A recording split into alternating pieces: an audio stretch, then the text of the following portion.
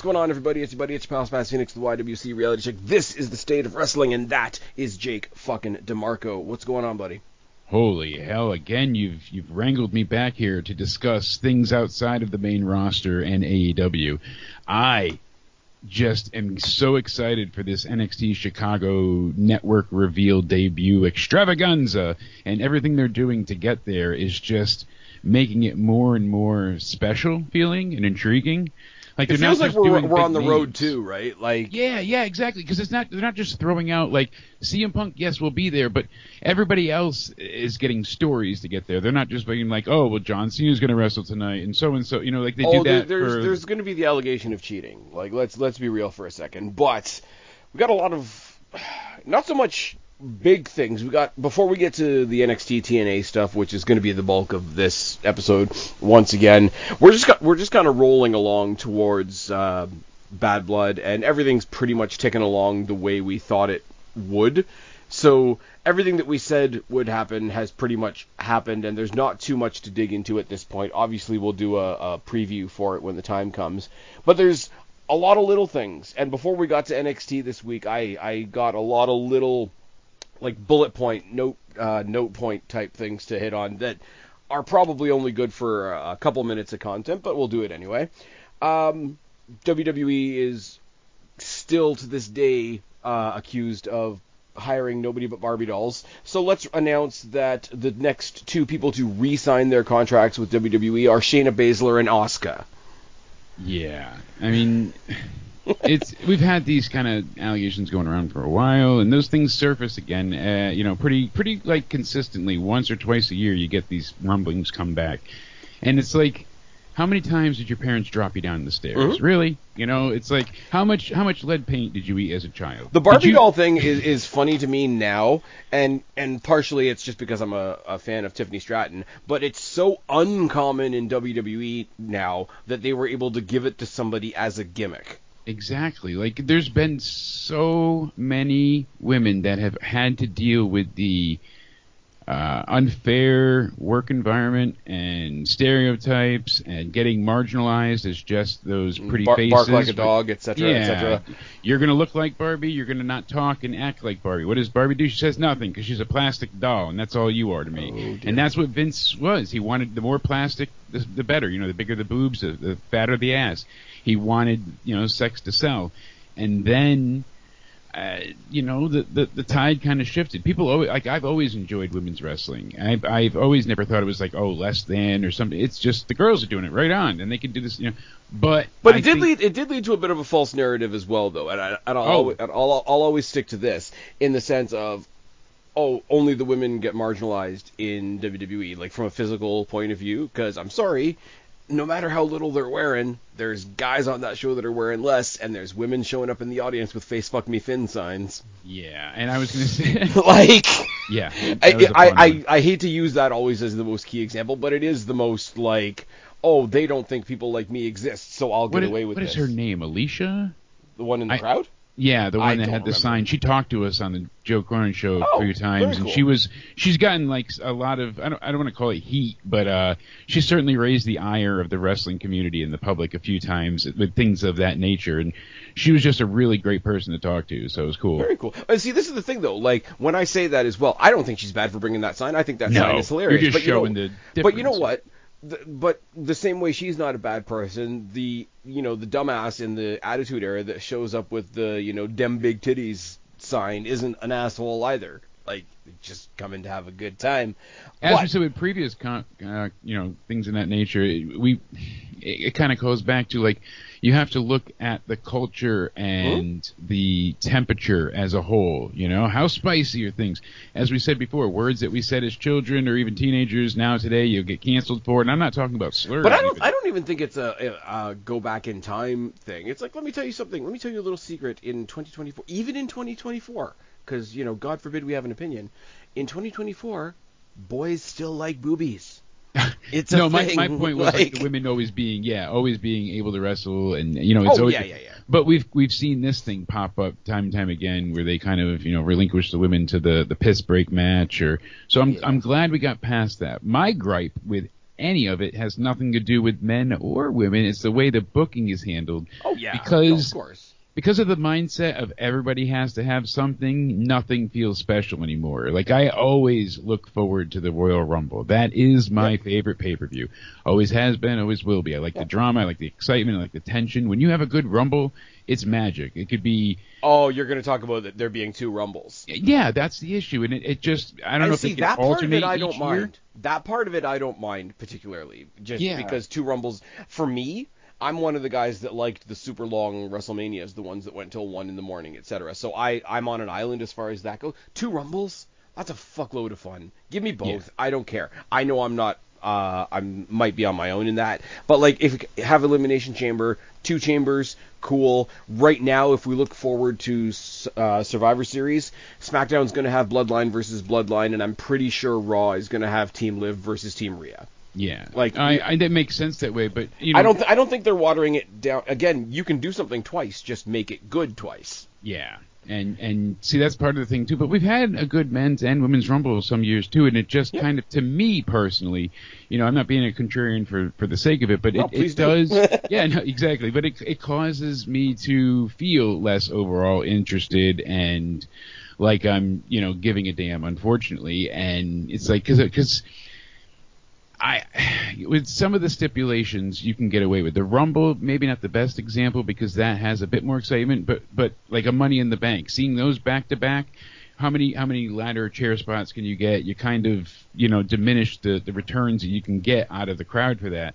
I would love to see it go back to Mania and have one on Mania, one on SummerSlam. But see, like for that's down to the agenting, and I don't want to talk like some like behind the scenes asshole, but like you fill one with people that are brawlers that are gonna knock each other's lights out before anybody even grabs for a ladder in the first place. You make the other one about high flyers and spots, and you grab the ladders right away. You make little tweaks. So yeah, we had 2 ladder matches, but they were polar opposites of each other, and you keep them on opposite ends of the card, like they do with the Rumble, like they do with I don't know, Chamber, Hell in the Cell.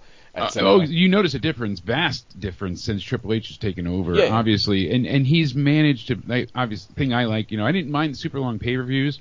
Yeah. Like WrestleMania 33 felt like it was going to last forever. But the problem was with those Manias, too, I don't think people would have cared if it was super long. If it was better, yeah. Yeah. No, you'd much rather have 5 good matches than 15 shitty ones. Like, I'm not advocating for that. Yeah, WrestleMania is longer now than it's ever been. It's 2 nights, you know? But because of that, here's the thing, and here's where I sit on an island once again. Because there's 2 nights, and because they've split it over, and because there's no kickoff anymore, which some people like, some people don't like, whatever, it feels like you're getting 2 short nights. It doesn't feel like you're having this big long experience because it doesn't take you all the way into the evening. You don't go, crash, wake up and do it again. Here's some wrestling. And okay, we're done for chapter 1. Let's all get a good night's sleep and all be full functioning adults because that's fun. And then, you know, tap back in the next day. Like, I want it to feel like it's just one big long stretched out thing. Plus it means putting, you know, TakeOver or whatever we're calling TakeOver, these stand and deliver oi oi oi in the middle of the day on Saturday. It'll never not pop me. I'm gonna keep doing it. You gotta do it. It's one of those things that has to happen. And you know, people really focus on always, you know, the time and length, but I also do agree that it's the intensity, it's the purpose. Hey, I came in 10 seconds, but I gave you 5 orgasms. You know, it's that kind of thing. I won't lie. With the international B shows, I've talked about it. I like an afternoon show. I like a lunchtime show. Maybe not so much for the Australia shows that get me up at 6 a.m, but pretty much everything else has worked out fine. The B shows, though, and like international super show B shows, but still B shows nonetheless, they have felt short to me. And that's just, I'm only speaking for myself. Some people like it. I agree with you as well. They do feel short. 5 matches in and out, about 2 hours and 40 minutes. Because he's following the TakeOver template loosely from back in the day TakeOver. Because that's what he did. He had 5 matches, 4 or 5 matches, get in, get out, and it worked perfect for. But he wasn't trying to facilitate 2 rosters worth of people and 2 sets of champions. Exactly. So I think that's where he needs to tweak that a little bit. You know, not dumping on Triple H. Still love what Triple H is doing. It's funny, though, because that's a great point, because I like the PLEs being shorter when their glorified house shows. Like, yeah, pretty much like Saudi. Pretty much. Saudi, Germany was as well. Like, there wasn't really much progression there. It was just, like we said, glorified house show, which is not a bad thing. It was fun to watch. 7 or 8 out of 10 enjoyable. Good matches, great crowds. And a lot of the overseas things have been fun. One of my worries is I feel like it's starting to get a little burnt out. At first we got that Bad Bunny reaction in Puerto Rico. Like, yep. That blew me away. I watched his entrance probably like 20 times that night over and over just because it gave me goosebumps seeing those people go bananas. Well, the novelty of they're not in America anymore has worn off, and it's just now it's not a oh my god they left the United States, oh my god they left North America. Now it's more I do like them leaning into it. I do like them leaning into getting the crowds to compete with each other. Absolutely. I did a huge thing on this channel ages and ages and ages ago before you and I even knew each other. The first time NXT ever left Full Sail and they did Takeover Brooklyn, and Full Sail started like FU Brooklyn chants, and in Brooklyn there was a couple FU Full Sail chants, and everybody's like, oh my god, what's this and what's that? I'm like, that's awesome, because what are they saying? They're saying FU, we wanted that show. Exactly. I don't know why people got so up in arms about it, because I was like, all they're doing is saying we want our wrestling. Yeah. And people are like, Full Sail got NXT to themselves for like ever. And that's why Full Sail was being viewed as the stingy crybabies. You know? And then what's it called? What's the arena in Brooklyn? Barclays Center, right? They sort of started treating Barclays Center like it was their new Madison Square Garden for a while. Yeah. Which was really cool, and I think it was like right when the building first opened and whatnot. Anyways, if I can reel this back to my initial point, great news about Asuka, great news about Baszler. I don't know what they do with Asuka because I don't know what they're doing with Damage Control right now. Baszler has something right now. I don't like the name of the group, but I like all three of the women in the group. I'd love to see them be referred to as more than just that group that has a shitty name. What is it's Pure Fusion? Pure Fusion Collective. Collective. I keep wanting to say Syndicate. I don't know why, because I think it's a Hurt Syndicate is stuck in my head. The only reason it is that sticks in my head, and I was watching KJ over on the Wrestling for Life Network. If you guys haven't checked them out, please go check them out. He's Canadian as well. And he said the same thing that I said, is if you get a KFC bucket in Canada, it also has it in French, and in French the initials are PFC. That works. Yeah. So now I remember it.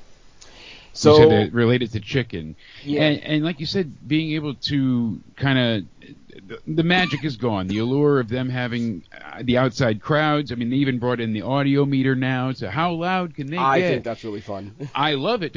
But I feel like it's starting to lose its magic. So I kind of hope they slow down the overseas things for a little bit, because like Bad Blood's in Georgia coming up soon. We got a Hell in a Cell match for that. I want to see, like you said, a bit more of a fleshed out show. I think, and it's a little bit of a conspiracy theory on my side, I think by doing less pay-per-views in North America, they're hoping to get more attendance to the NXT PLEs. Because if you're getting less wrestling, more people will come to the wrestling they do get. Yes. And that's... It is a smart strategy. It's a smart strategy. Is it the best? Let's see how it works, Con.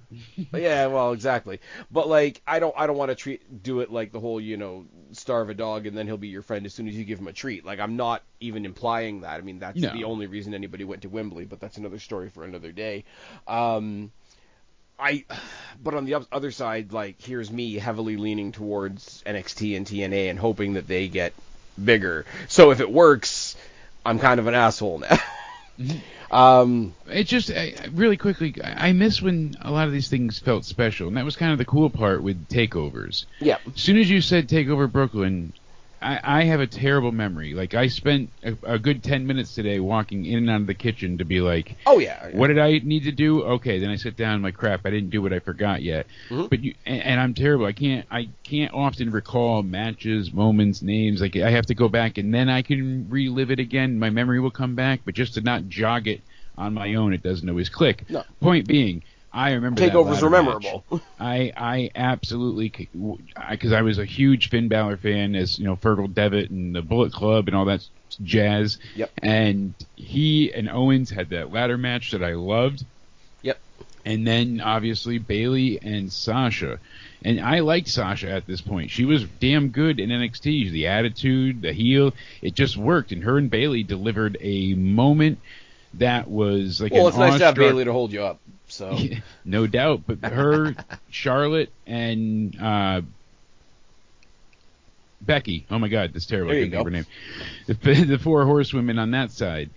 I just can't help but be like, hey, this is unbelievable. Good. It's just something that you need to hold on to.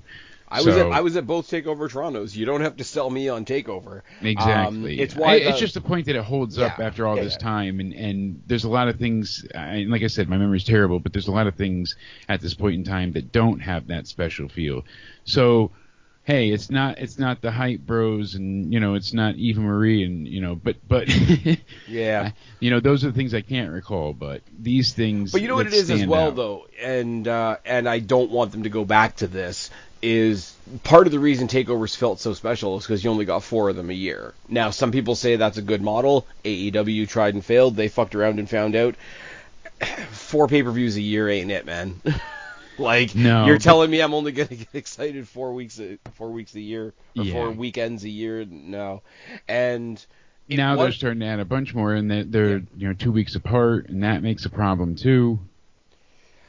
I mean, it doesn't, because you're not getting oversaturated with the same people. It's not like, you got a Raw pay-per-view and then a SmackDown pay-per-view. It's true. WWE and NXT still feel different enough, even though there's a lot more synergy because it's Triple H and it's Shawn Michaels and it is CM Punk, whether people like it or not.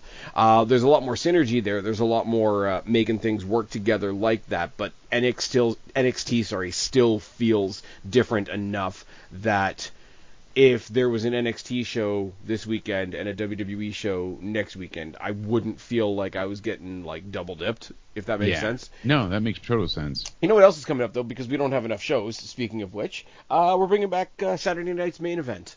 Oh, I thought you were talking about Shockwave. Jeez. Oh, fuck me. Let's make more TV that nobody will watch. Last thing, I know we're not talking about AEW, but this is related to their coming up. I was going to ask you, do you know offhand when NXT and AEW are going? Is that the October 1st show? Or no, I thought it was as well. I thought that would have been absolutely brilliant. One more victory for CM Punk, but I believe it's the one after. I believe it's the one in St. Louis that has Randy Orton on it. But looking at that Chicago show, I think they're going to use that Chicago show to set up a hell of a St. Louis show. And then you know what's going to happen. You know what's going to rain down from the heavens. It's going to be all the cheating accusations, and I cannot wait. Like last time. No Broski, kidding. I cannot wait. Because we're getting Miz TV. I mean, that's going to be a hell of a... Because somebody's coming out or doing, well, you've heard the rumor. Yes. Have you heard the rumor? The Motor City Machine Guns? Well, no, the Motor City Machine Guns are going to debut in Chicago. I'm pretty sure of it. Yeah. I mean, just let them have a stare down with Frazier and Axiom. I've heard the rumor being that Ava has brought Miz to do Miz TV to announce the latest member of the NXT roster, and it's going to be Miz TV where they introduce Ricky Starks. Now that... I don't know how true that is, because apparently his deal with AEW is till the end of October, if what I'm reading online is to be believed. But it wouldn't be that bad. And I'm sorry, as much as people like to shit on The Miz, if you want to get somebody over as, cocky asshole character number 5, put them up there in The Miz, who's sort of perfected that role. Yeah, I mean, he's not an NXT person, so it would be kind of janky that way, or have the interview be face and face and have a Lexis King come and interrupt him or something. Yeah, and they would know each other from the other place. Anyways, look at us all here. Look like we've all landed in the right place. Oh, in the right place at the right time. And so that was kind of my thing, and so you see how this all progressed, and. Looking at the ratings and whatnot, Collision on Saturday. I mean, we don't have the numbers for, or we do have the numbers for. Collision did worse than Rampage. Yet. And that's the thing. But I think the point to that is not to laugh at them. We've had enough of that. But it was to really show you drew 157,000 viewers. Mm-hmm. That is your hardcore audience. That's your core. Okay, I wasn't going to say this online because I don't want to lose my channel. I showed you what I saw on Twitter, right, with the excuse for this week's Dynamite. Yes. Being like, yes. oh, there's a violent person loose in that city, and just nobody came out. Yeah. My response to that, and I do not mean, and I know it's just the day after, I do not mean any disrespect by this. Please, people that are listening, take me the right way when I say this. People came to SmackDown after the actual event of 9/11. Yeah. They did. If They you have showed a up in good droves. If you have a good show, people will come. Vince said forever that's why they did it, because they were the first, Yep. sporting event to come on since the attacks. And, I'm sorry, and I don't really care. I know bolstered everybody. I know it's super popular to hate on Vince. You can't hate on the opening monologue of that episode of SmackDown. No, and they knew they were all weak. They needed a beacon of hope, and dude, I'm not even. It was played everywhere. Here's the stupid thing: I'm not even American, and that speech gets me hyped up. Absolutely, because you can relate to it on a human level. On a human level, yeah, like basically, like no, doesn't we're not care gonna that run, it's we're not not your hide. building, Yeah. it's not your people. Yeah, people exactly. died unnecessarily. That's the It's the same with the riots, but I mean, I'm sure once Absolutely. again that will get me canceled for saying that. But it's basically the whole idea of we're sad, we're not scared, we're not going to be fucked with, and we're here. Yeah. But my point is not diverting away from that, right? In the worst situation possible, imaginable in my lifetime anyway, people will still come to a show. People will come to a show more in bad times because that's when they need it. Yeah. So if people aren't coming to your show, it's because your show sucks. And you're borderline booking Mox as a skinhead, and last time you went up against NXT, you did anti-Semitic shit with MJF. Like, let's just not. Moratorium. I got to do something else. Anyway, Saturday night's main event coming back in December. Makes sense. Makes sense. There's no December pay-per-view, so do a special event. Well, that's what I was excited about, and the reason I mentioned the Collision thing was because their 157 shows, like, that's your core audience. Whoever didn't leave for football, whoever didn't leave to watch SmackDown, whoever didn't leave to go and sleep with their sister, they went ahead and watched AEW. And that's what it came down to. It showed, like, these are your core people. And even Rampage did a little bit better because of the way it usually has its lead-in coming from before. So these I guess are the people that are willing count. to choose you over WWE. Mm-hmm. Precisely. And I wonder if it scared them, because you hear people saying, oh, AEW is going to take Fox's spot, and they're going to be replacing SmackDown.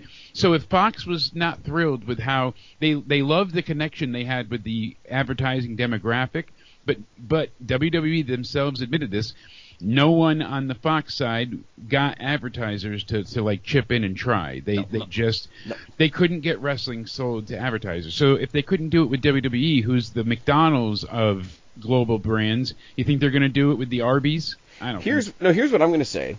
Because we are scraping the bottom of the barrel to defend the ratings and attendance at last night's Dynamite, we're recording this on a Thursday for anybody that gives a shit. Like, if they couldn't get it done on a Wednesday, what makes you think they're going to get it done on a Friday? Because they've said for ages the reason that nobody watches Rampage is because Friday is just a really unfortunate day to do wrestling. Meanwhile, SmackDown is the highest viewed show of the week. So, anyways, so like you were saying, Saturday night's main event though, like, yeah, I'm excited. I don't know what they do with it though. I don't know. Do they save one of their really like highly anticipated title matches for this? Because it will still, even though it's a special, it'll still be cut up by commercials in some way, shape, or form. So they can't. And this is okay. I'm not gonna lie. This is the same thing I'm kind of worried about with the CW debut in Chicago on the 1st. As much as they're hyping it up to basically be PLE level, you can't present it like a PLE on the night. You've still got structure. You've still got like rigid like time frames and commercial breaks, and like the referee has to tell somebody, hold on to that headlock a little longer, we're still in commercial break, like that type of thing. So it's one of those, get excited about it, but like measure your expectation at the same time. Yeah, and in December everybody's got other shit on their mind anyway, so my thing would be just give them something light. Give them a couple of really fun matches. Put a focus on maybe some of your mid-card talent that's just going to have a good match for good match's sake, or some more lighthearted, more comedy wrestlers go out there and just do some fun stuff. The temptation will be, because there's no December PLE, that we have to do something PLE level, and you can't do that on television. No, because even when NXT tried previously, I mean, things work, but it's not to the same extent. Right. Well, the thing with NXT, too, is you got the same problem as we talked about with WrestleMania. When they spread it over a 2-day period, it was a week apart. You can't, even though it's NXT, and I like NXT, you can't maintain that over a 2-week period. No, and treat it like it's one show. And, I mean, we don't even get to stick needles in people's cheeks. Okay, I'm done. You don't know what it was in there, you know. It could have been, you know, sedative, or it could have been urine, or we don't know. You know, Tony Khan's too much semen. Exactly. Anyways, let's talk about something. Well, hold on. Okay, go. Stick back really quick. This is all kind of over-encompassing. So, Battle of the Belts was a great idea for TNT champions and whatnot to have their belts defended on, because you needed that mini pay-per-view feel and a special night, special time, when they went ahead and didn't have that basically going on all the time. AEW only had the 4 pay-per-views, and so people wanted to see those special events, like you said, because they took the place of a pay-per-view. But they didn't make an event of it, though. Exactly. So they just had a one-night special. They did Rampage, and they tacked on an hour, or they did Collision, and they tacked on an hour. Exactly. And you see, like, in the very beginning, the first Battle of the Belts, you're like, oh, this could be a great idea. And then you've had 50 Cents, and they barely crack any type of viewership, and they didn't even get shot 9 times. So okay, but as well, though, they didn't book the show in a way that made people watch. Because, I mean, shout out to What Culture for this. They're getting really biased on a lot of things, but at least they stay honest on this. No title has ever changed hands on a Battle of the Belts, other than when somebody was fighting for a vacant title, which I think happened twice, and that's a title change by necessity. I think the FTW title got switched at once too. I thought Brian Cage took it back, but then they go it's not even an actual I was going to say, title. then they go out of their way to remind you that it's not a recognized title. So if this is going to be a thing, I hope it's an actual proper, like, we got a building, and it's on a Saturday or a Sunday or whatever, and it's broadcasting, but we're still... You know, when they were kids, like you and I, getting all excited for wrestling, each week when we watched, you know, whatever they did have, which is not a ton of stuff, you never really saw the stars, you know, like Hogan's and stuff. No. Like, they would cut mini promos, but they weren't out there. If they were going to have a match, it was like 90 seconds, quick squash, done. Yeah. And then it was always just talking to build up to whatever the pay-per-view was. Yeah. Exactly. Which is why this works, though, because there is no pay-per-view in December.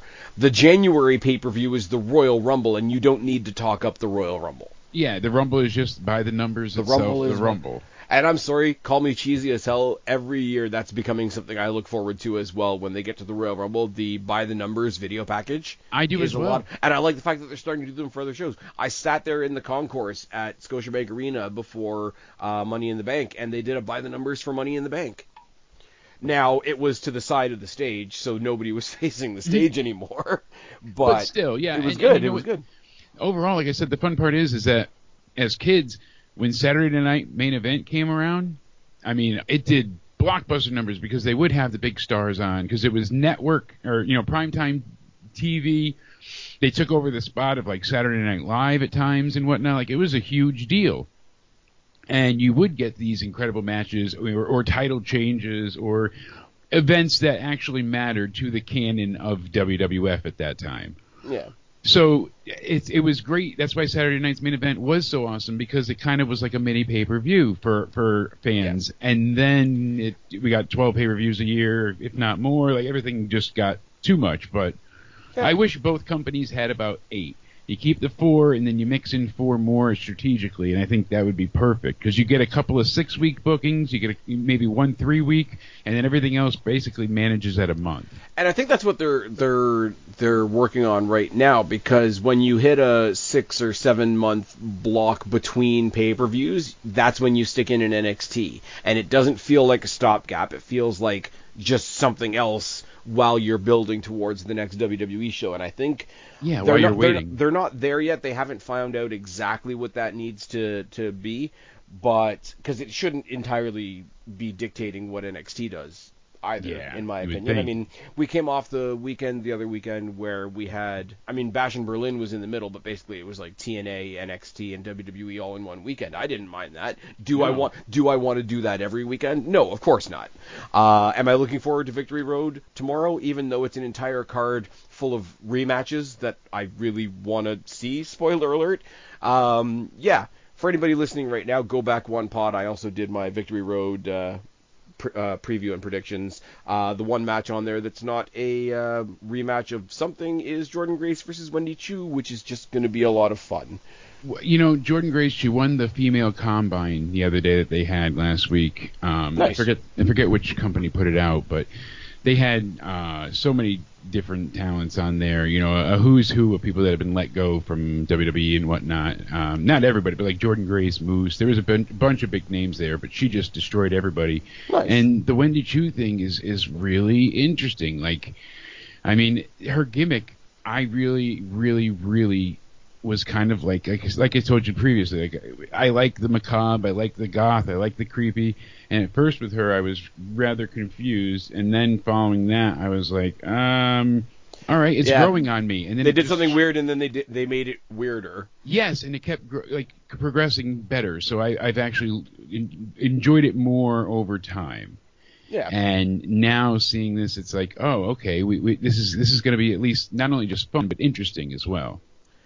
I didn't even ask you, really. I meant to ask you this at the beginning of the pod. Do you have any thoughts going into Victory Road tomorrow? I'll run down the card super quickly. Zachary Wentz is giving Mike Bailey a rematch for the X Division Championship. Yeah, I think he'll retain, but that's going to be one hell of a fun match. It's going to be a lot of fun.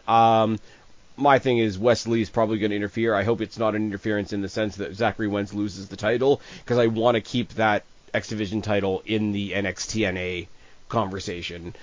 You could do that with Mike Bailey as well, but I don't think they will at this time. The Militia are taking on Spitfire. If Spitfire loses, they have to break up as a tag team, which I always think is a stupid gimmick. But I hope they win because the Militia are kind of a stupid gimmick. Yeah, no kidding. They're part of the system. Speaking of the system, Brian Myers and Eddie Edwards are getting their contractually obligated rematch clause against ABC. Please leave the tag team titles on ABC. Yeah. Joe Hendry versus Josh Alexander. I'm going to get Joe Hendry at a Destiny show soon. Have I mentioned that? No, not yet. Along with AJ Francis and Hammerstone and Trent Seven, who's our champion. $1. Oh, dear. He's a nice guy. Oh, he's very nice. I mean, Hendry, when he cut that promo on him where he made a song, is hilarious. And a lot of people haven't seen his work through, the Insane Clown Posse Federation that he was on and all these different things. He's been making different songs and parodies and all this stuff for a long time. He used to have dark hair, not blonde. That's how I remember him. Oh, I know. You sent me the video compilation. Oh, I did send it to you. Yeah, you did, yeah. My prediction, I'm a big mark for Josh Alexander. I think his heel turn is going fantastically, and because of that, I think he's going to make Joe Hendry look like $1 million. Joe Hendry's winning because he tried for one title and didn't get there. I think he's going for the other one now. Wendy Choo, Jordynne Grace. This is your NXT/TNA match of the evening. I've got no illusions that Wendy Choo is winning this, but it's going to be. I think I said it in the last pod. This is the I want to see what that match looks like match. I start to think on the outside of things, and I get to wondering. Yeah. Well, I started thinking because Wendy Choo's with Rosemary, and they have a tag team match coming up against Lyra Valkyria and Tatum Paxley, which is technically the first main roster person to be involved in the NXT/TNA stuff, which is a nice little thing to hang your hat on as well. Could they show up? Nick Nemeth versus Moose is just going to be a hell of a match, and we thought Moose was going to show up on NXT to deal with. We got Hammerstone, but. We got Hammerstone. That was a lot of fun. Moose and Obafemi is going to happen at some point. But the card itself... Did I miss the Militia match? Did you say that? And no, I said versus, okay, all right. Because they're silly. And Killer Kelly... Spitfire. Killer Kelly's out there making babies right now, but she can't return fast enough. Sorry, I know that makes me sound like a dick, but whatever. No. So while we're here, we'll kind of go through a little bit of predictions as well, because Militia... They added the stipulation, so Spitfire loses, so Luna and Threat, they're going to be disbanded as a team. I hate that. If you guys lose, you can't be friends anymore. I was going to say, it works under only very few select circumstances. That's kind of the issue. So. Okay, so I'm going to do, because I've already done my predictions on a separate pod, I'm just going to give it to you rapid fire. Zachary Wentz, Mike Bailey. Yep, I'm going Wentz. Militia, Spitfire. I'm going to go Spitfire because I don't want to see them disband. ABC versus the System. Probably the System. It's funny enough, but... Why are you so wrong? Joe Hendry versus Joe Hendry, Josh Alexander. Hendry, yeah. All right, Jordan Grace, Wendy Chu. We already covered that. Nick Nemeth versus Moose. This is going to be the solidification of Nick Nemeth, I think. Yeah, because he didn't get to beat Moose. Joe Hendry did. This is what I said in the pod last night. Is it's a pretty cool story. He comes to TNA. He singles out the champion. Moose says, "I'm going to do it the right way, but I'm going to get my way to a title shot at you." Didn't get there. Then got it in a six-person tag, or in a six-person multi-person match. Yeah. And so now he's like 95% champion. The other 5% is, well, I didn't actually beat the champion. This is going to be the solidification of Nick Nemeth. And this is going to show you like how awesome Moose is and why the existence of the System is stupid. Now, no doubt that being it. said, as we are recording tonight's episode of TNA is happening. They're going to do a good version of what TK tries to do and throw on a couple of matches at the last minute. I don't know what they are. I'll tell you in a second, but they're going to have the debate that I really want to see. I know it's total nonstop action. 2024 debate. Nemeth versus Moose. Who's the face of TNA? And I guess they're going to square off, tonight, at least what I was saying. And which is funny because by the time people hear this from us, this will have happened already. Yeah, exactly. So, but we've got quite a few things to look forward to, and it's like, hey, they're building up nicely. All right, there's a good transition, actually. Yeah. Speaking of things to build to, they're also debuting Xia Li soon. Yeah, which sending her over was a shock. I did not see that coming, and it's probably in the best way possible because what are they doing with her? Who? Xia Li. What is who doing with her? NXT. I mean, they haven't had her. She's going to. She's not in WWE anymore. No, I know. As I'm saying, she's going to TNA though. She's being brought in. No, yeah, she's working. She's actually a TNA person. It's not a matter of. Oh, it's all set. Okay. It's not a matter of NXT doing anything with her. She was let go. I know. That's what I'm saying. So yeah. It's cool to see her in TNA now. Oh, okay. Because WWE did not. No, they did nothing. I thought you were treating it like another trade or something. I was like, no. She's not WWE anymore. No, so she's actually having her proper TNA debut now because she's going to be interacting probably with people from NXT. It's going to get muddy, but whatever. I mean, it works though. I don't other than she's fun to watch in the ring. I don't have much to say about Xia Li, but I'm happy that she found somewhere to land. I'm happy that the conversation of, they left WWE, they must be going to AEW, I'm glad that's finally dissipating a little bit. Yeah. Speaking of crossover, though, the other thing that I think is really fun that they introduced, I think it was last week, during the Open Challenge between Jordan Grace and Carmen Petrovic on Impact last week, Carmen Petrovic was actually introduced by Ariana Grace, who's acting as the NXT TNA talent liaison. That's her character right now. That's her shtick, which is cool because I think this is really, really similar to what they did with Ava. Ava's got some character. She wasn't doing that great in the ring. Let's be real for a second. They gave her the GM role, and the GM role isn't something you can knock out of the park, really, but it doesn't bother me. It's just become part of the show. She's kind of got Shawn Michaels backing her up, but she's there. She's making the matches. She's making the announcements. She's talking from behind a big desk and whatever. Okay, your strength isn't wrestling right now. We'll find something else for you. This is very much feels like what they've done for Ariana Grace because I like her. But I mean, you couldn't put a gun to my head and say, point me to a really good Ariana Grace match. But if they've dedicated a character to the NXT TNA relationship, that's a really weird fictional way of strengthening the partnership between the two brands. If that makes sense, they've got in fiction, they've got a person overseeing that partnership. Yeah. So it makes it more real. If that am I making sense here? You make sense, and also having Miss NXT and Petrovic against Grace, they've done there's a few things that have happened. Sol Ruka answering on NXT though. Holy crap! I as you and I have said multiple times, she's the biggest. She's the biggest star on NXT to not have a belt. right now. Yeah, I can agree with that. I'm kind of leaving Julia out of that conversation for the minute because in a couple weeks she's going to have a belt. Yeah, no kidding. And we see how that's progressing, and I'm excited. So, I mean, there's still so many what-ifs. So much behind the scenes. This is one of those weeks where, like, we're not going to run down... I mean, we are going to talk about what happened on NXT, but we're not going to run down everything that happened on every show. Like I say, a lot of little behind-the-scenes notes, but a pretty big bomb got dropped on us on Monday.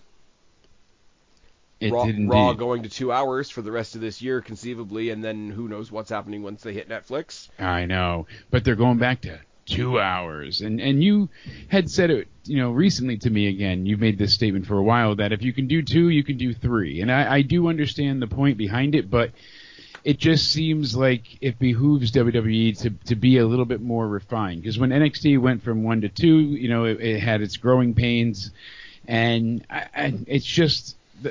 with the commercials the way they are and interruptions and whatnot, I see why they want more time for advertisers, but really all it started to do for the most part was just drag on things that could have been wrapped up neatly. Right, and I should say, to clarify my point as well, I wasn't saying if you can do 2, you might as well do 3. I'm saying no, you're saying can write good 3.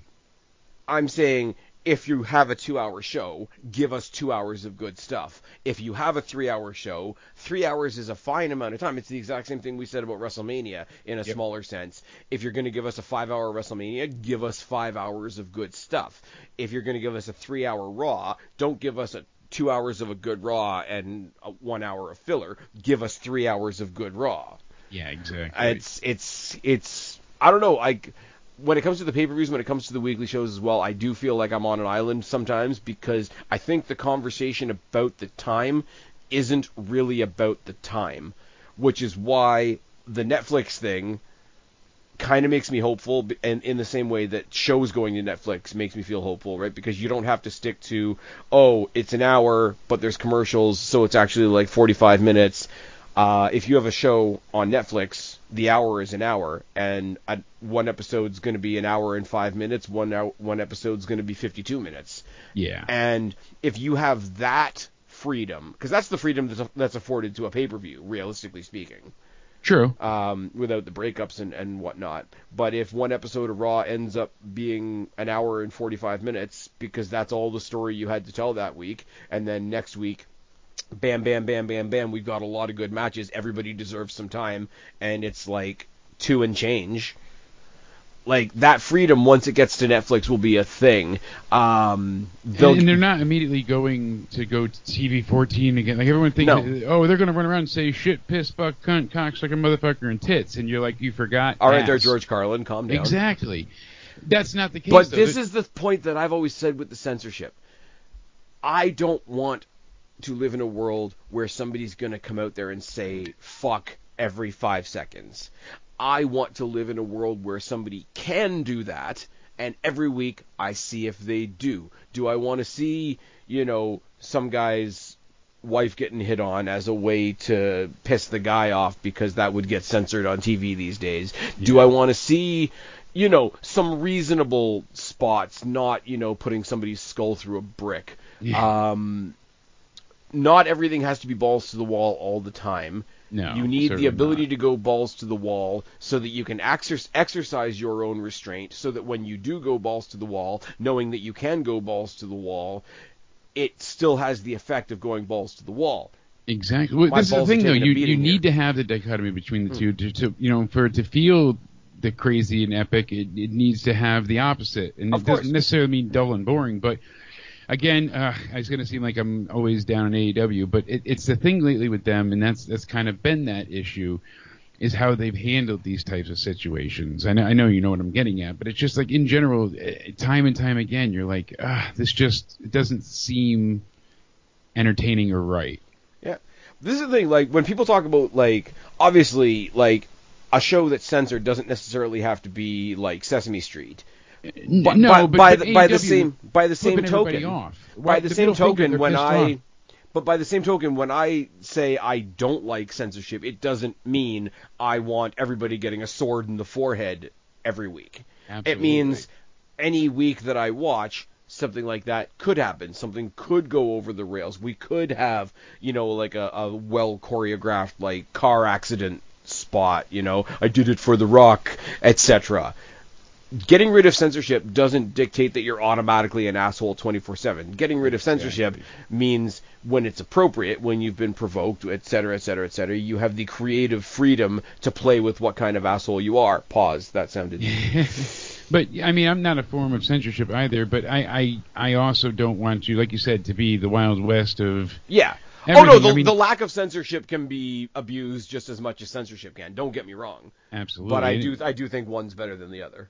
I agree, because in that instance, I mean, genuinely, it's just the fact that, like, all right, you see, again, like that's what I was trying to get at before with AEW. Everybody's flipping everybody off. You got Okada doing it, and Moxley doing it, and Darby doing it, and Jack Perry, and the Young Bucks, and then, the females, bitch. So, like you said, nothing feels special. It all just feels so... Everybody bleeds. Blasé, yes. Everybody dies. We need a pop. Somebody bleed. And it becomes, and that's the sad thing, because if somebody's been busted open legitimately, like, what's more? Oh, this is gonna sound tribal as fuck. What's more impactful? Any given week on Dynamite, somebody gets busted up on something, or what Brock Lesnar did to Randy Orton back in the day. Yeah, and that's memorable because it doesn't happen often, and you don't see things like that, and that was real, too. You saw him elbow his head open, and he gave Randy a fucking concussion. Because apparently hard way is safer than blading, according to old school WWE. Well, anyways. Hey, Brock said, hey, I know what I'm doing. I have the ability to do this. I know I can do it pretty much as safe as you need me to be. It's going to hurt, but I can do it. Oh, I don't think he went off the rails. I'm just saying, beating somebody until they bleed rather than like a little nick and a little blade job is a little crazy to me. But again, I'm not in the ring, so I could be totally wrong. No doubt about it. Unlike most people out there in our little community, I'll actually admit that I might be wrong. I do think, though, while I'm talking about, lack of censorship and freedom and no restrictions on time and all that sort of thing, I do think the next couple of months between now and then will be an exercise in restraint for WWE so that they can do the last couple of months, okay, we do have a strict 2-hour time frame, all killer, no filler, let's hit the ground running on January 6th. When we hit Netflix. Go figure. That's going to be our own taking over the capital of Netflix. Yeah. We'll march. We're going to have to get a committee together and decide that all the wrong people are wrong, and I don't even fucking know. The real world pisses me off. Let's just keep talking about wrestling. Exactly. I mean, we've got a good week for NXT here. So Trick Williams, Pete Dunne, last man standing match. Jeez, I can't talk. Was fun. I enjoy these two. They ended up getting 628,000 viewers on USA, and that's slightly down from last week's 631. But it's a 3,000 fan difference. So that's good. That's showing that their standard audience is about 650,000. Now going to CW. You know that they're going to get a minimum of that. Let's see what they get increased. As where Dynamite this week was in the 700s as well. And, of course, NXT had, the presidential debate running up against it. The debate. And it still got 628. And people were like, oh, that doesn't matter. That doesn't count. No one that's watching the debate would be watching wrestling anyways. Well, that's because they think wrestling fans are stupid. Exactly, but I mean, people. I know 2 + 2 is 5, so they can kiss it. Yeah. I didn't watch the debate live because it wasn't on a Wednesday, so I put it for later. Yeah, no, I didn't watch it live either. I watched some of Joe's coverage the next morning, and then I had gotten a few things sent to me, and then I checked out more of it. But I got a lot of time at work to kill, so I just listened to the Crowder watch along the next day while I was at work. Drink. I'm not chugging that. I just got my new drink. Oh my god. Crowder's really good. People will hate him because he says the right things. But anyways. So you see NXT is in that good spot now. And, I do want to give them specific credit because we've been so focused on the crossover between NXT and TNA that we literally forgot how impactful a main roster WWE to NXT thing can be. Rascals weren't there. We're going to touch on that in a second. Street Profits took their place, and we thought, okay, it's a fill-in thing. Them versus Frazier and Axiom will be a good match. I mean, Angelo Dawkins is great, but really Montez Ford getting in there with these two other high flyers, that's going to be a lot of fun. Did not expect to see the fucking Bloodline on NXT. That was genuine. That was a genuine, like, I could not have predicted that. Yeah, it was a big shock, and you know, talking to you about it, you're like, holy shit, and I'm like, god damn, I didn't see that coming. And you see the audience lose their collective shit. Their minds Jacob Fatu looks bigger than the building. He does, and the way he came off that top rope down onto, not Montez. Angelo Dawkins, I always forget his name. And I mean, it does tie in because they did have the 4-on-4 match last week with them and DIY, so it all does tie together. It makes sense. They came out. They wanted to go ahead and F them up for messing in Bloodline business. And a whole lot of people were saying, oh, Bloodline looked even bigger because Solo wasn't with them. I don't agree. I see where they're coming from because it kind of feels like the dogs kind of let off the leash a little bit. People not understanding, like, Solo doesn't work as the tribal chief. That is the story. Yeah, and I mean, they even hired a new enforcer, so I'm curious to see when they debut. Yeah, that's true, too. Yeah, they got the new enforcer, Nikki Bella. They said she could take a punch, and they wanted to go ahead and bring her on the team. You know, so it'd be good to see her back again. Well, it shows how much I pay attention. I did not know that Nikki Bella was in real life married to Odyssey Jones. Right. So there we go. I'm an asshole, and I'm going to stop now. No, but the Bloodline thing was awesome. Ava took to Twitter afterwards, quote tweeting the video, just saying, "Hey guys, if you wanted to be on the show, all you had to do was ask." Yeah, so which is cool. I figure at some point we're going to get, like, I don't know, Bloodline versus Axiom, Nathan Frazier, and the Street Profits. Oh, it's happening. Something along those lines. I would say probably night 2 of the CW debut, the one that's happening in St. Louis, because as we're going to talk about, the Chicago show is already stacked. We already kind of touched on it, but Sol Ruca answering Jordan Grace's open challenge was a lot of fun. We've now broken the seal of this company's title was defended on that company's show. Yeah, which makes me all the more hopeful that the Wesley Zachary Wentz thing that's going to happen in Chicago will be for the X Division Championship, because that'd be really cool as well. Yeah, I haven't heard anything either, so sometimes you get these little, like, glimpses, but nothing. Yeah. As far as, before we get into that really quick, I mean, people would already be listening, but tonight we've got, for TNA, the Tag Team Champions ABC, obviously, Chris and Ice taking on First Class, and AJ and Navarro there. Steve Macklin's taking on Hammerstone. Matt and Jeff are taking on Brian Myers and Eddie Edwards, so that'll be fun. Yeah. And then Heather Reckless is taking on Giselle. Yeah, she is. If you haven't seen Heather Reckless, tune in and watch Heather Reckless. She's been to Destiny. Yes, check it off your Spaz Phoenix bucket list. I remember you talking about her not that long ago, and it's one of those people that are like, oh, cool, I can tell she's... Well, she was in the tournament to crown the first Destiny Women's Champion, which, unfortunately, I was not able to be there for the finals, but Tiffany Nieves is our inaugural Destiny Women's Champion, and I've showed you the pictures. The belt is pretty. The belt is really pretty. Yes, it is. And the wearer isn't hard to look at either. But yeah, Heather Reckless, check her out. She wants to face Jordan Grace in TNA. She just released an interview, I think yesterday. She's like, Jordan, she's so good. Watching her last night, her match with Armstrong, she's a whole nother level. You know what? I take it back. I'm scared. You're right. It would be a fun match, but I'm scared. Well, it's like, after she showed up just in the Rumble, just for the brief time that she was in the Rumble, look how many people came out of the woodwork. Natalia wants to work with her. Naomi wants to work with her again, obviously. Bianca Belair wants the rub. Let's be real for a second. Like, everybody wants to work with Jordan Grace, and you can't help but be happy for her for that, to show up in this multi-person where, I mean, she made an impact, don't get me wrong, but, like, she's just one of the 30. Yeah. Type of thing, and coming out of it being like, NXT people are looking, TNA people are looking, WWE, Raw, SmackDown people are looking. That's got to be a good place to be. But I mean, so I thought the Wendy Chu thing was going to happen this week on NXT, and they saved it for the TNA pay-per-view. So that's cool. Yeah. So I wouldn't have called. I was shocked about that. No, I wouldn't have seen Sol Ruca. Really quick too, before we go too far on Heather Reckless. I mean, that was her first official match as a TNA knockout tonight. She'll have against Giselle, and it's like, oh, okay, that's cool too. And And as you said, leaving. Yeah, so it's like, all right, you got to put her over. I imagine so, and then it's just kind of like everything's evolving and building. But my point for mentioning that is that all of the marketing and advertisements that I have seen since Monday has been all about that, not Victory Road. Not they are promoting Heather Reckless like on every little thing. But that's great because they're pushing the women and they stand behind them. Of course. The knockouts were being the best treated out of everybody.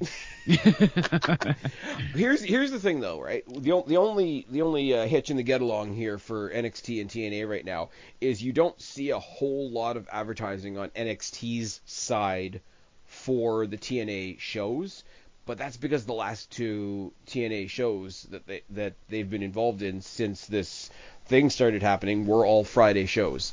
So they're not going to counter-advertise against themselves. Yeah, certainly not. It doesn't seem like that would be the smartest way to handle things. I'm going to take a gamble here. I'm going to take a big gamble here because they're big shows. Like the Friday night shows are sort of like the TNA Plus specials. Yeah. It's their version of what a WWE fan would call a B show.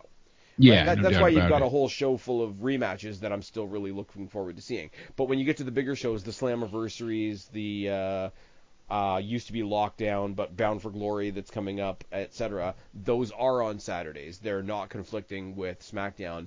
Yeah. I presume that momentum as far as mutual advertisement is going to swing the other way. If I'm wrong, somebody call me out in the comment section. But I do predict that when it's not a direct conflict, especially this Friday where they're debuting on USA and it's supposed to be a big thing, when that conflict doesn't exist, I think it's going to be a lot different. Now, because to their credit, TNA advertises the fuck out of NXT's shows, whatever their people are doing, because they don't have that same conflict to worry about. No, yeah, exactly, and they're open on Thursdays, and then so the Friday pay-per-view is the only thing down for SmackDown. Yeah, I this is going to be more towards the end of the show, but I think it fits right now. I'm curious, could you see WWE purchasing TNA? I don't want them to. I want them to prove everybody wrong that's saying, oh, WWE only buddies up to another company if they're going to buy the company or if they're going to screw all their talent. I want things to stay and grow the way they are right now. Do I think they're looking to buy them? No. Even if you do have like the devious people in WWE right now that are trying to take Joe Hendry and Jordan Grace and people like that, they're just going to wait until the contracts of Joe Hendry and Jordan Grace and people like that are up. Yeah. And the other thing about it is they don't ever have to sign them to contracts if the two companies keep having a talent exchange. That's true too. See, my thought is that they would go ahead and, had they purchased the company, just leave it as is. Do everything you're doing now. The only benefit is that you don't need. There's no more like separate contracts or whatnot. Everyone is. Oh, so basically make TNA another name under the TKO umbrella. Yeah. So like just like NXT, it's not really its own thing, but. See, I think that could be really beneficial because then they could trade willingly, and there's no they would be a TKO employee. I would picture that would be more the case beforehand, because if you were in the Vince logic where Vince didn't want to work with anybody, he wanted to be the only game in town. Okay, I'll pluck out all your talent and I'll bleed you dry type thing. But we're in the era now where they can, if they want a Joe Hendry for a night, they say, hey TNA, can we have Joe Hendry for a night? Yeah. Like, I don't think there's the need to be vultures when you're already coexisting. And we are at the point now where it's not even oh my God, guys, tune in this week, Rosemary's going to be there. It's just like, Rosemary's there because she's friends with Wendy Chu. And, exactly. Obviously, Wentz and Trey were there because they were seeing their buddy before that came apart. Joe Hendry just made himself a presence on NXT and said, hey, I'm going to be here. I'm not going anywhere. Yeah. And that's what we needed. I don't think there's the necessity for them to try and buy their competition because they're not competing with each other. It's not a WCW situation. Do I think they will? Obviously, I have no idea, especially like TKO, the new WWE under The Rock and Triple H and the board of TKO, has existed for 2 years. I have no way of predicting or telling you what I think they might do, but it doesn't feel like it.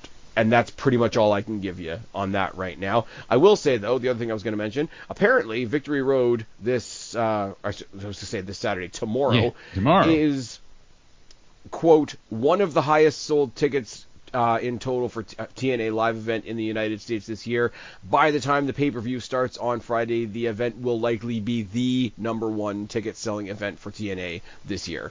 Which is funny because this year their Slammiversary was apparently their highest ticket rate selling in like 10 years. Yeah. So they're not bigger than their britches, whatever you want to say. They're not into WWE, AEW territory, but they're also not trying to be. Like, they're on an upward trajectory and they're only measuring themselves against themselves, and I think that's working out well for them. You see what trying to You see what trying to compete does to other companies. You just look like a dick. Anyways, switching. Well, really quick, and where they're going to be, they're at the Boeing Center at Techport. Okay. So it's big, but it's not like overly massive. It's a reconfigurable gaming hall. So it's usually used for like esports, kind of what AEW did with Collision recently, where they did that stay. Oh, yeah, where they were there for like 6 weeks in a row, yeah. Yeah. So that's the same kind of arena. Nice. It's a $70 million, 130,000 square foot facility, and it's completely revolutionized with like the top tech for lights, lasers, pyro, all this stuff. The capacity is 3,100 seats. So that's not bad. It'll be like either. when they do a show at the Rebel here in Toronto. There's all kinds of, like, because it's a club, and there's all kinds of weird tech and lighting and all that, and they incorporate it into their entrances. They incorporate it into their visual stuff. So now you've given me another thing to look forward to. Right. But I do want to switch back to the Jordan Grace thing for a second, because it did lead to the attack by Wendy Chu and Rosemary, and it led to the challenge being thrown out on social media for the Knockouts Championship at Victory Road. Basically, Jordan Grace as the champion calling her own shot. Like, I've picked you as my next challenger. It's no longer an open challenge. I've got a pretty good feeling that Lyra Valkyria and Tatum Paxley are going to show up at some point and get involved in this, because I have a pretty good feeling that Rosemary is going to show up and get involved in this. Makes sense. Throw in one more person on the heel side, and you've got an impromptu 6-person tag maybe on the next set of tapings or something. Yeah. I mean, certainly possible. No doubt about it. Keeping with the women's division. Mm-hmm. We had a little bit of a debut on NXT this week. Just a little one? Yeah, the girl you're no longer allowed to cheer for because she chose Big Bad WWE. Julia had her debut. This was a lot of fun. How dare she? This was a lot of fun. Chelsea Green was a perfect opponent. Yeah, honestly, you called that from the start. You knew she was going to be facing her eventually, and it ended up being just so much fun altogether. I was like just blown away. The reception was great. Chelsea made her look like $1 million, bouncing around and taking everything, like a woman possessed and ready to die. Like, she just sold for her, which was great. And I think this was a very, very, very good debut. She got rid of any accusations of, oh my God, she missed that knee shot. Some people were saying, like, I saw online, people were like, oh, well, you should have had somebody else that could hold your own in the ring, and her debut match was strange because Chelsea Green was not, the best. I'm like, it was good. It was fun. I mean, first of all, Chelsea Green's hella underrated. Second of all, Chelsea Green gets a whole lot more love in NXT than she does on the main roster. Third of all, fuck off, by the way. Because they were like, Julia went over clean, but the match was no different than some of the needlessly long and over-competitive AEW debut matches I've grumbled about. Okay, I didn't feel like that was the idea at all. Here we go. I'm going to get on this for a second. I struck a nerve. No, you're not going to strike a nerve. It's just, it's something I've meant to do in like our last few pods. Am I the only person that experiences absolutely zero effect with squash matches as a debut? Because if I'm seeing you for the first time, I want to see what you look like in a match. I don't want to see you come in, hit a single move, roll up, and get out. Like what happened to Giovanni Vinci on SmackDown. Yeah, no kidding. He got destroyed. Who kicked his ass? I can't remember. It was Apollo. Because he was taking too long taking his jacket off, and he got the roll up in 3 seconds. Mm-hmm. Yeah, because we haven't seen Apollo Crews in a while either, so it was kind of cool to have that whole thing. We have. He's been teaming with Baron Corbin against doing the backstage Los stuff. Garzas. The Los Garzas, who are part of the Legados and all that. To me, that's kind of like a skip at this point. I'm not, it's not grabbing at me currently. You know what it is, though? Like, it's not the same as when they put the Wolf Dogs together, but Apollo Crews and Baron Corbin, for what they are as a virtually, like, hey, we've got nothing else for you guys, why don't you try to be a tag team?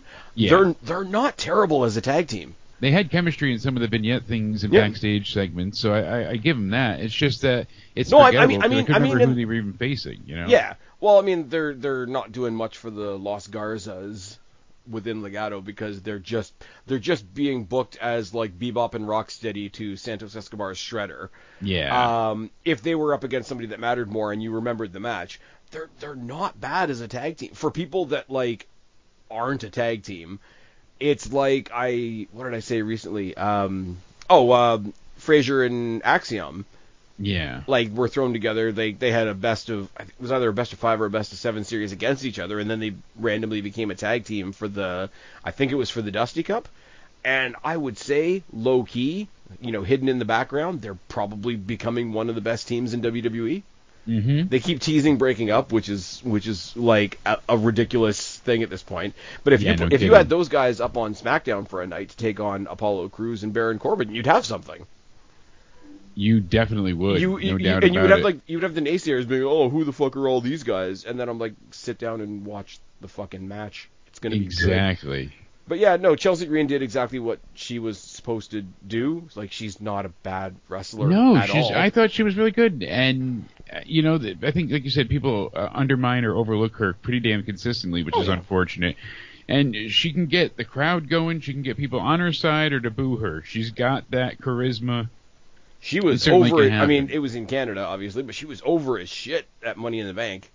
Oh, absolutely. And I'm sorry, one of the things that my brain's all over the place today between lack of sleep and injections and all the pain. I'm not all there. So if your audience can't tell, Jake's working with a little bit of a less than full capacity brain today. No worries. But skipping back a little bit with the Wendy Chu stuff, I totally forgot I wanted to bring up too.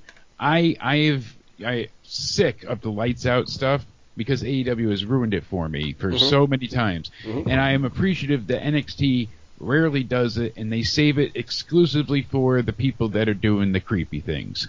Yeah, it has this crazy thing called a purpose. Exactly. For a while with AEW, you were getting like, oh, lights are out. It's Cody. Oh, lights are out. It's, it wasn't like, oh, it's a Dark Order every time. It was for everybody. Hey, it's Ricky Starks. Lights are out. It's MJF. The Dark Order was really a harbinger of things to come, wasn't it? It was. I mean, the fingers in the mouth, the punching, the mat, all of it. If we only truly I've got a bunch of gimps in masks that are going to turn into a chair. And no one cared about the Young Bucks getting beat up, so it just sold nothing. But like you said, at this point, I'd love to see the Young Bucks get beat up. Right? Squash matches never really been my thing. I like what you said, where you get like the full. Have the second one be a squash match, but for the debut, I don't want to see them to a point where it's fully competitive either. I want it like 70-30 or 60-40. Yeah. Like they might get hit a couple of times and have to get their heat back. That's where a character like Chelsea is so good because she's so obnoxious, and you want, like, she's the Miz. In female form, right? And I mean that in every positive way possible. Because if she hangs on just enough, you're going to love seeing her getting her face smashed in. And if she manages somehow to kick out at 2, the crowd's going to be like, nah, fuck off, hit her again. Yeah. Like, one more time. Yeah, exactly.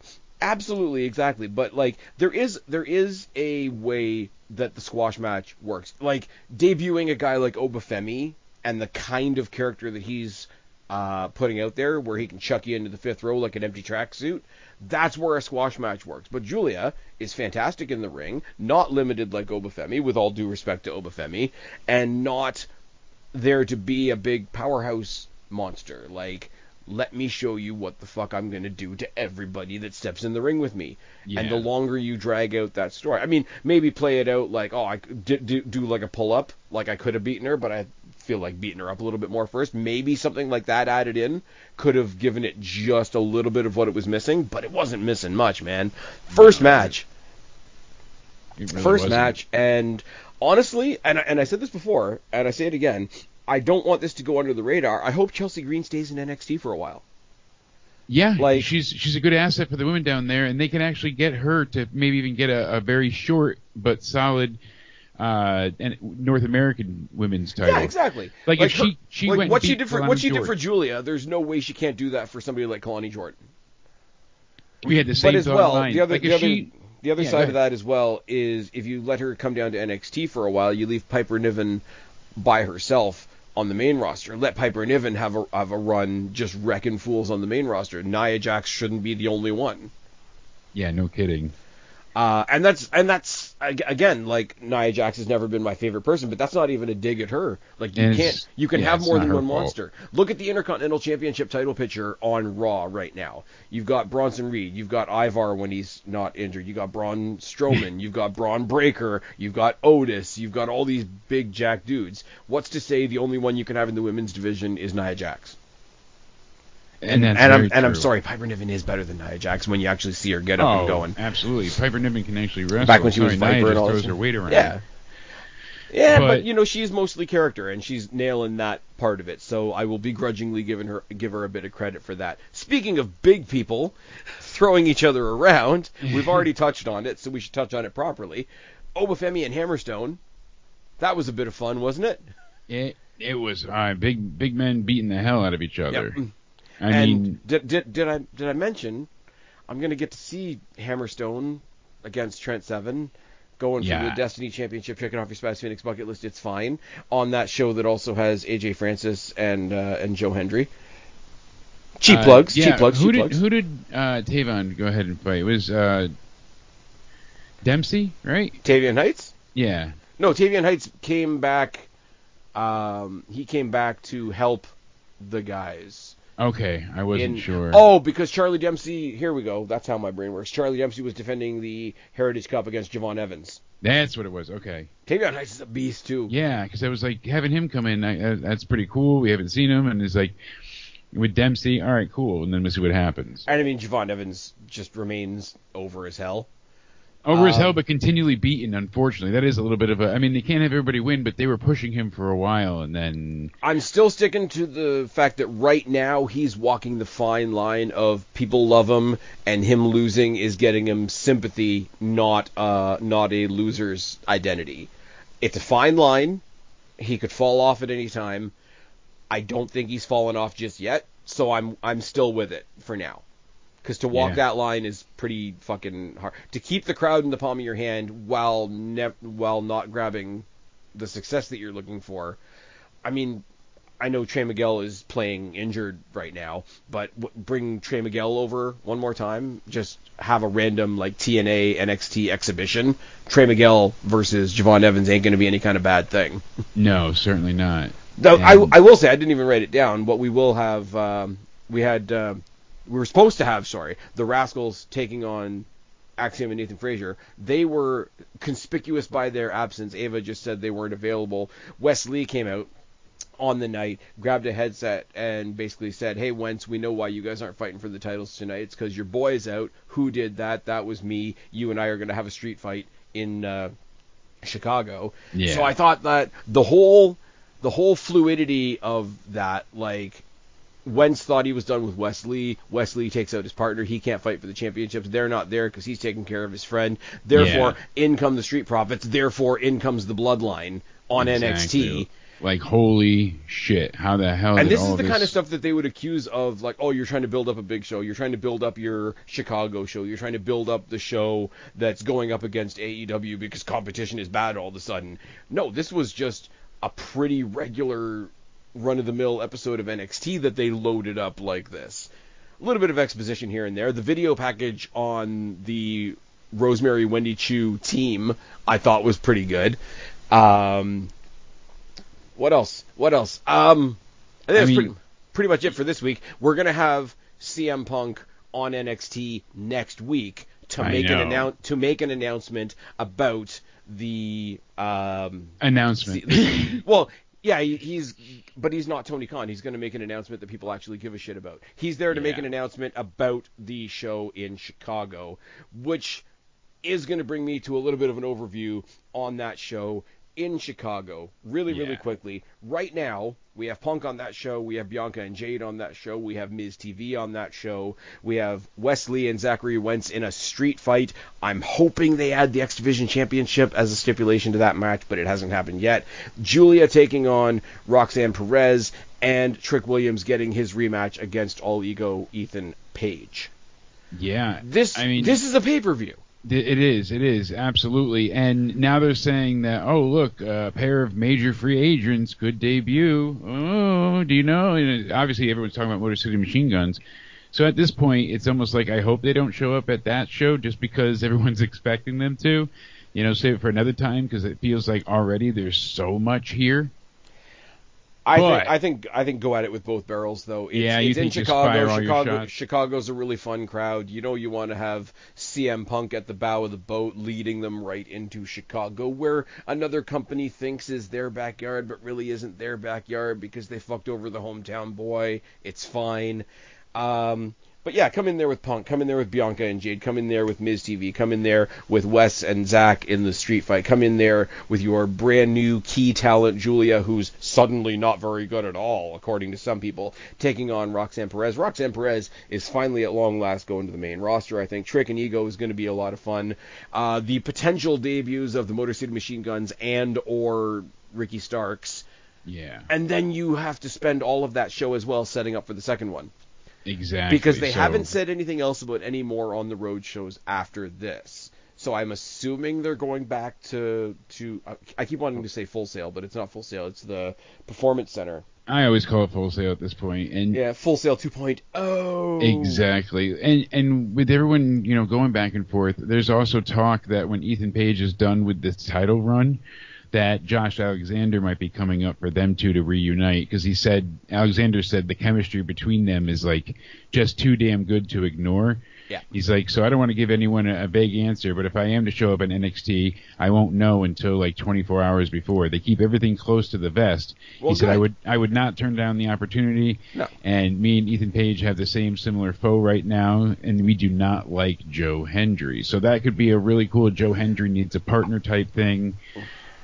I mean that for night 2, that's an incredible tag team match. That's honestly what I was going to get into. Do you have any predictions for night 2? And that was going to be one of mine. You know, it's like it doesn't even have to have him, you know, not be the champion. Night 2, I think could be. Or sorry, night 1, I think you have Josh Alexander as the surprise to try and fuck over Trick Williams and help his former tag team partner, and then Joe Hendry's also there. He'll get a huge pop in the arena, and he'll be there to even out the scores. Maybe the match gets called a no contest. Yeah. It's one of the few times I'd actually be okay with that. You set up the tag match for next week. You have the North versus Trick Williams and Joe Hendry. Not bad at all. I would not be surprised if on the Randy Orton episode you also see Cody Rhodes. And people have said that, you know. Cody Rhodes being tied to Dustin, being tied to NXT in general.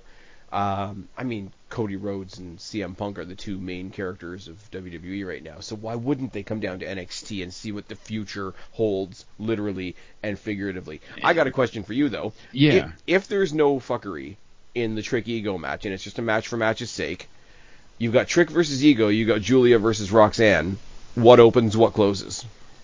I think, damn it, because I think Roxanne and Julia open, and then you keep the main title as the closer.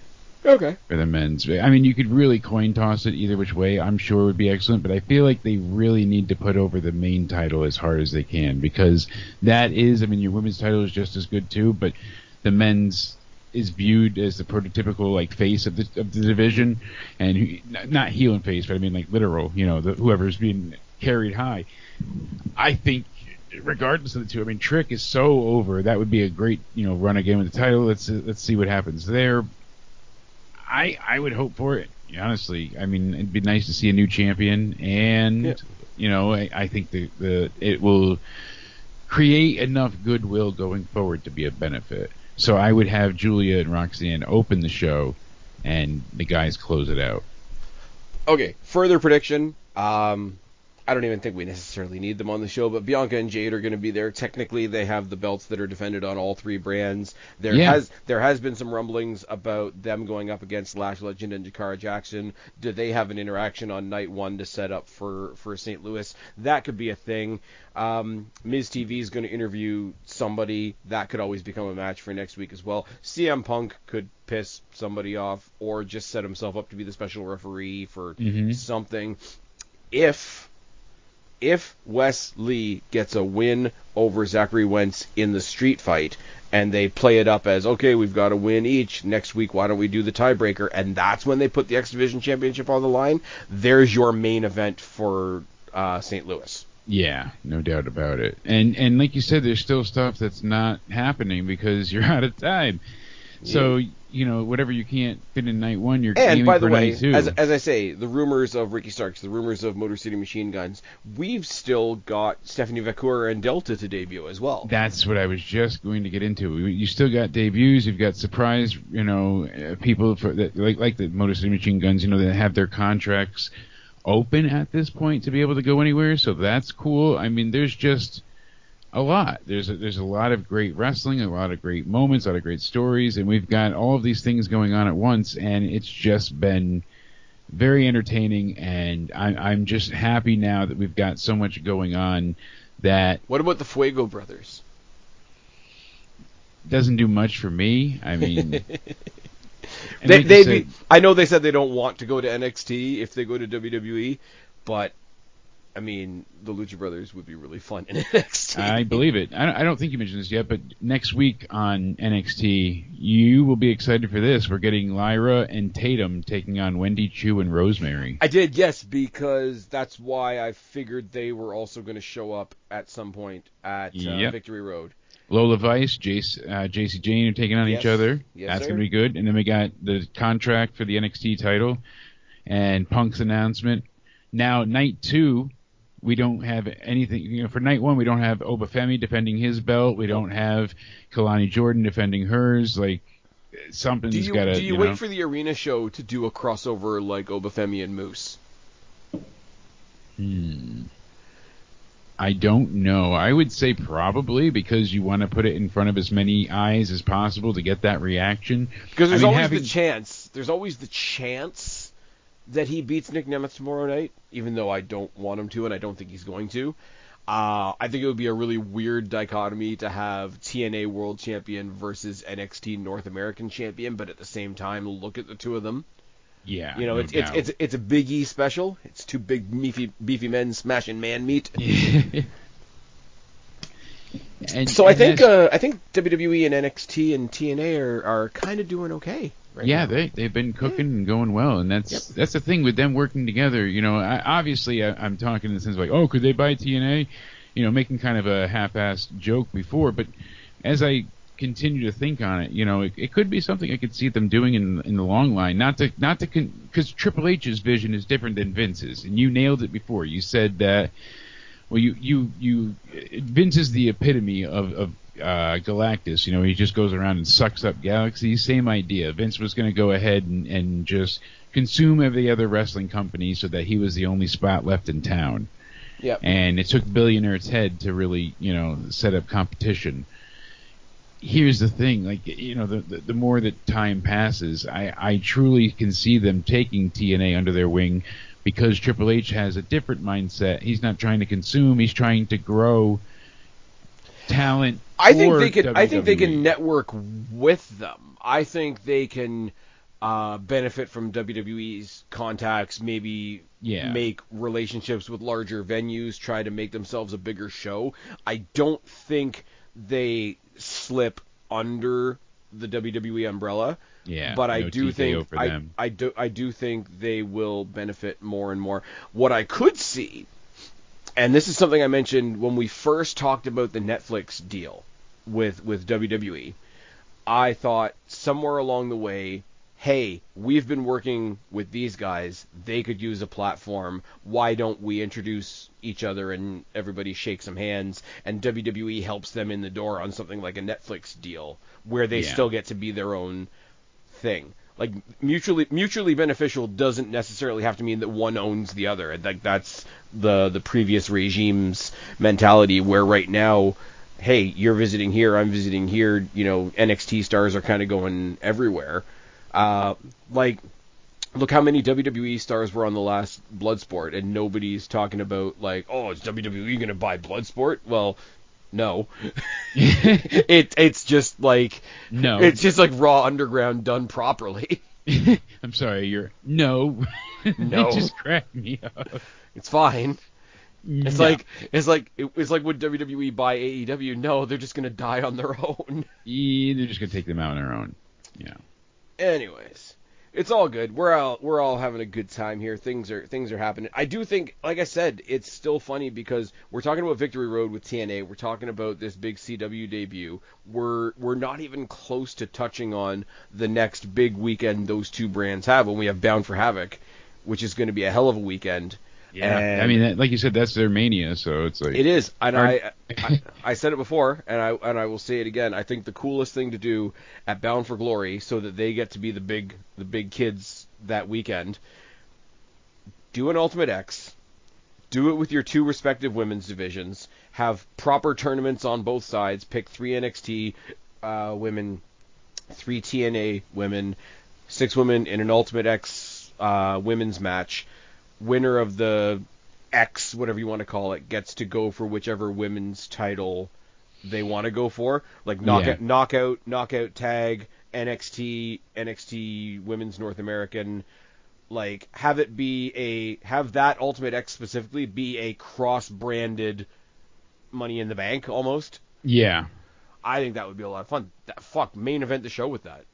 I mean, yeah, no kidding. There's a lot of things they can do, and there was 2 other people that passed in the hallways on Tuesday, and that was Jordan Grace and Julia. And by the all of one match I've seen of Julia's now, I'll watch that match. Yeah, and here's the thing with Julia, like she has a wealth of history behind her of being defiant through Stardom, and you know, like when I first saw her when she was going viral, I never liked Stardom really. I didn't follow it. Like I would be sent a match here and there, but with her, I don't even know who she was facing. All that. I just remember the moment where she was in the ring, she lost the main event, and she was forced to have her hair cut.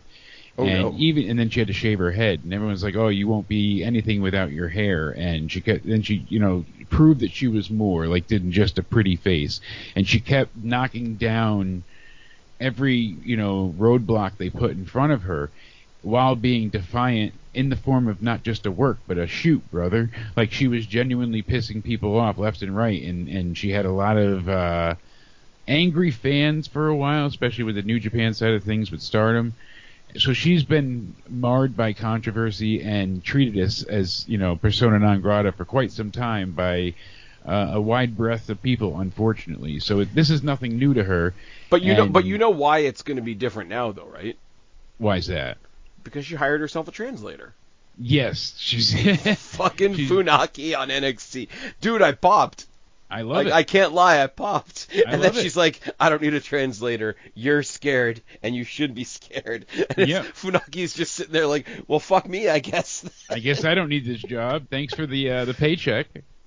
And that's the end of that story. Yes, no kidding. I as you see though, it's like, all right, this is fun, this is exciting, this gives us a chance to, develop more. And she's got this really interesting history, so it's crazy to see with all she's gone through. When there was such a point in time where Julia was so over, and this is after the hair stuff and all that, where I remember watching this pay-per-view live. God knows who she faced and all that, but her and another girl went for the tag team titles, and because of her standing, that main evented the show, just like nice. Sammy and Kevin Owens. You love to see it. Yeah, how they took over, the main event of night one. They, as the tag team titles, were over both of the women's titles, so people were upset about that, but the business knew what they were doing because she was just so damn over. How do you argue with it? So it's really cool to see her now having this come up into NXT. I don't think she's going to be there very long. I think she'll be on her way to the main roster pretty quickly.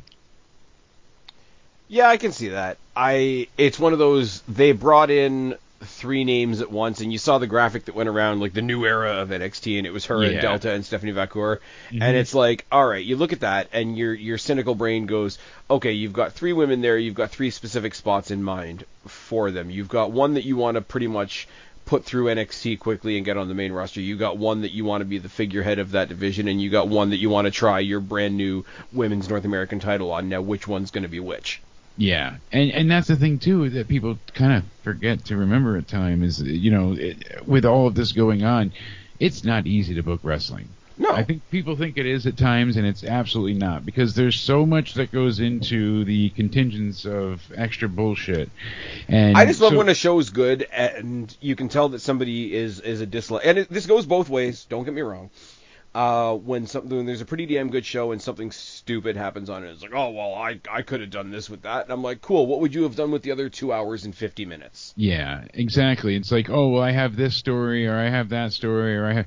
Okay, that's all well and good. Now, what do we do going forward? And then what do they do the next day?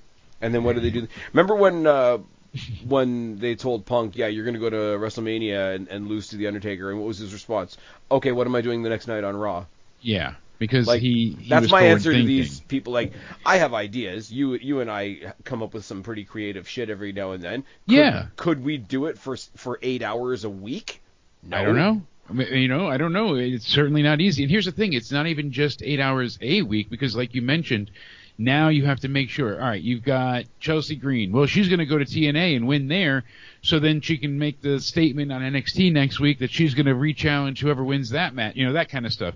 So you have to know what the other company's doing. But we can't lend her to TNA that night because she's supposed to be in New York on Conan covering this other movie that she's got a part in representing our company, and but then she's got a meeting with our social media team the hour after that, and we've kind of decided that wrestlers can't sleep anymore. By the way, she's going to have a kid or something.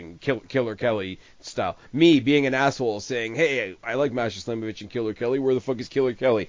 Oh, she's having a kid and I'm a dick. All right. Like, it's like, I don't want to talk like I'm talking to our audience like they're idiots, because they're not. But the whole idea of wrestling happens between 8 and 11 every Monday, 8 and 10 every Tuesday, 8 and 10 every Friday, and then it just goes in the box until we open that box up again next week. It's like, well, that's what happened to Wednesday. Like AEW happened to Wednesday. we put a needle in Wednesday. It's fine. No, but it's that whole idea that wrestling exists for 3 hours and then we put it in the box for next week, and when that couldn't be further from the truth. Yeah. Especially in this day and age. I told Tony to cover up my child. He's babysitting, and instead he wraps him in plastic wrap. I'm like, oh God. We can store Daniel Bryan safely in the overhead compartment. We can fit him here. Don't worry, we got it. Oh God. My grandmother, as when I was younger, when she was a kid back in the 1700s, when she was a kid, all the toys that kids got, they came in like unmarked clear plastic bags. Oh God. And on the bag said Remco on it, because that was the company that made the kids' toys plastic bags. So it became like a funny thing where all the kids, they teach you not to put the bag over your head and whatnot. So they would make a joke and put the bags on their head and say, we're playing Remco. So the other day, as soon as Brian had the bag around him, my, awkwardly ass was like, he's playing Remco. Like, it just...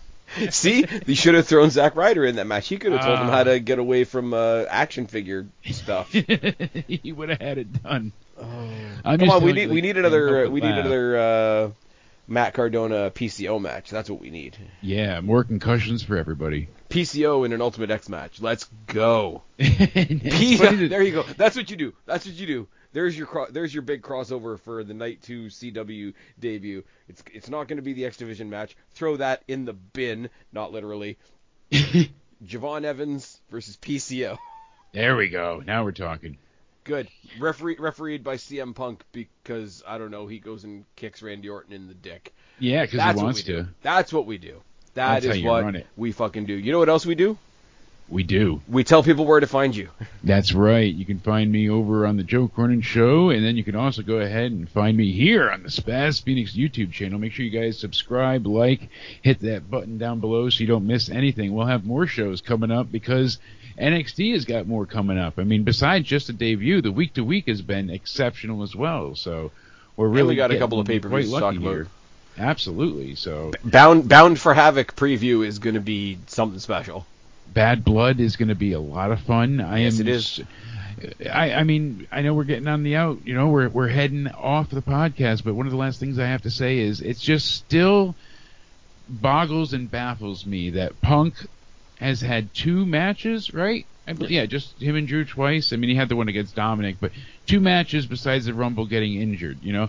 But yet he's been the main event, or at least the main focal point for many Raws and pay-per-views, and, you know, he has not been out of the people's eyes. Nope.